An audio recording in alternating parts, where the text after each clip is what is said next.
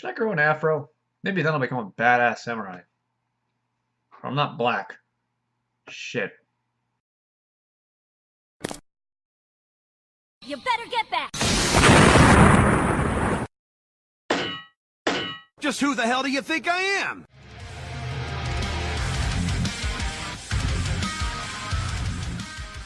Hey everybody, what is up and welcome to another anime review with the TheMKninja.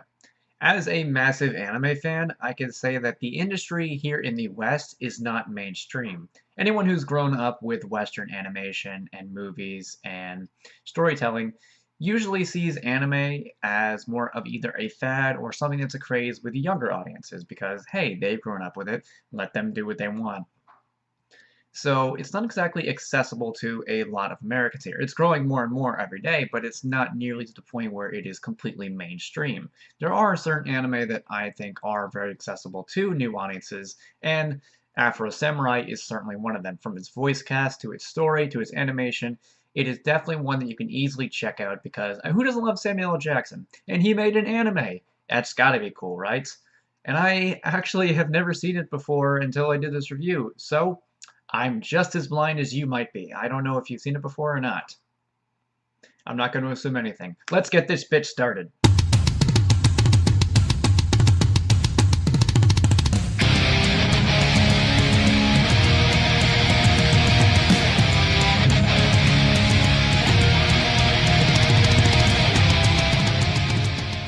Afro Samurai centers around the titular character Afro, yes, that is his name, whose father gets killed when he's just a boy, and the #1 headband, the item that shows him as a god, the most powerful fighter in the world, is taken, and he's only left with the #2 headband. With this and a sword, he goes off on a journey of revenge. That's kind of it. I know, the anime is only 5 episodes. There really isn't too much time to flesh out this complex, deep, and compelling narrative, but I feel like there could have been a little more done with it. I've seen other anime that are incredibly short. Fooly Cooly or Murder Princess are 2 OVAs that have a very small amount of episodes, less than 6 episodes, but I felt like had much more interesting, compelling stories than Afro Samurai did. However, I knew kind of from the beginning, even going in, a Samuel L. Jackson anime probably wasn't meant to be super compelling and thought-provoking. Just something fun and enjoyable to go through. So I'm not going to harp on the story too much, but I am a little upset that it didn't dive more into a kind of interesting world that builds up these headbands as something that just drives the greed and corruption within men, and how they're always fighting at each other and clawing at each other's throats. And I do really like that aspect. Though, like, if you have the #1 headband, you are a god. And they didn't really expand upon that as much as I would have wanted to. They mentioned it a lot. They talk about, oh, the #1 headband, #2 headband. They always talk about that. But they never really explain it more. And that was a little upsetting because I feel like it made the story and the world feel a little more shallow than it could have. And another thing that I'm a little upset with is the characters. Because in my opinion, there really isn't any interesting characters. They're cool characters. Afro Samurai is a cool character. I like that he's a very different kind of Samuel L. Jackson role. He's very quiet, he's reserved. He's not exactly a good guy either for Sam Jackson, who is a total badass and definitely has a voice that lends itself to be a really cool hero or a really cool villain. And here he's kind of like in the middle. And that was really interesting to hear. He's a total badass. The backstory is, well, standard. Father died, gotta go kill the guy who killed him. Pretty standard stuff. But it's the stuff he does, how he acts to situations that arise to him and other characters that makes him a little interesting, more cool than anything else. The most interesting and character per se is a character called Ninja, who, spoiler, actually isn't even a real person. He is a figment of Afro's imagination, which, if you watch context clues, you can kind of tell pretty early on. Even I could. So, yeah. And he is also voiced by Samuel L. Jackson, and it's a much more standard Sam Jackson portrayal. Kind of like, in many ways, if any of you saw The Hitman's Bodyguard, it's kind of like that, except a ninja. And unfortunately, it's not as cool as it sounds. He is hilarious. He's more of a comic relief than anything else.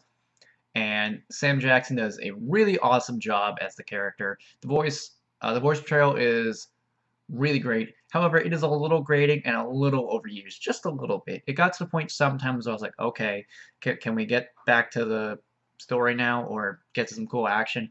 Because he was going on just a little too much. It was never a point where I wanted the character to like just go away completely, because he did offer some nice light and show, oh hey, the story is supposed to be pretty lighthearted and such, so don't take it too seriously.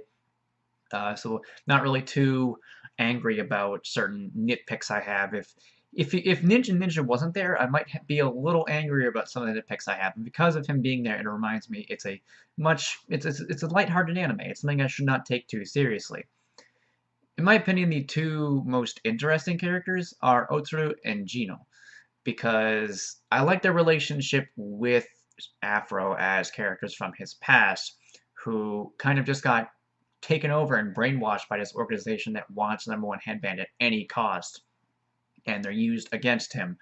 And how they react to this is interesting in concept. The characters themselves are, pretty standard characters, and I felt like there wasn't really too much fleshing out of them or too much to show, but what they were in concept was really interesting, and I do like that. It did help build this interest in what was happening more so than normal, and when like stuff is revealed, whether you expected it or not. I expected Gino from being from his past. Otsuru, that part I actually did not expect. I thought it was some random woman, and then I found out it was the girl from his past, and I was like, shit. So some of it's really expected and standard. Other parts, not so much. Overall, interesting in concept. Pretty much every other character is either kind of stereotypical villain or just there. They do their job.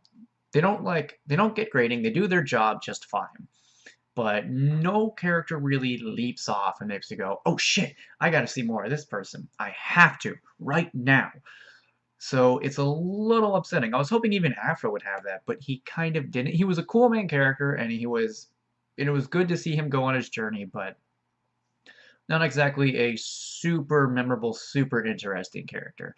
The shine of this anime series is the action and the animation. Since this is a 5-episode series made by Gonzo, they had a lot more time and budget to flesh out as great animation as they could, without having to stretch it over a 12 to 24 episode series. With just 5 episodes, they could use a lot of their budget in really awesome, really fluid, really interesting action scenes that showcase a lot of really great weaponry, swordplay, great animation.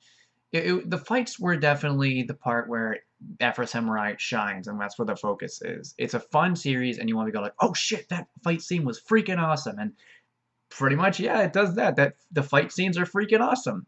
There's a fight scene where he has to fight a robot version of himself twice, and both times is really fucking cool. He has to fight Gino at one point, and it's really nice to see them like square off and have this like emotional debate that makes it a little more interesting than it would have been. And just the flashy, badass action scenes are all really enjoyable, all really fun, and definitely make the anime. That's the rewatchable part in the anime.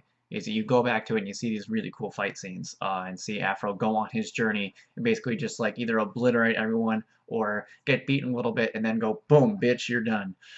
And that was basically the appeal of the series, watching Afro go on his journey. Now, I did say the animation was great. There is one exception to that: the lip syncing. Now I know, lip syncing for like extravagant animation is a little more difficult, and that's why with anime, English dubbing isn't super difficult, because they can change lip flap speeds and such, or they can try to mimic the speed of voice actors. But here, it felt like there wasn't really much of an attempt to lip sync the English audio with the anime, which is kind of strange because it was almost made to be for an American audience, so you'd think there'd be a bit more effort in lip syncing it. Hell, Samuel L. Jackson is one of the directors and not storyboard, one of the people who helped with the story.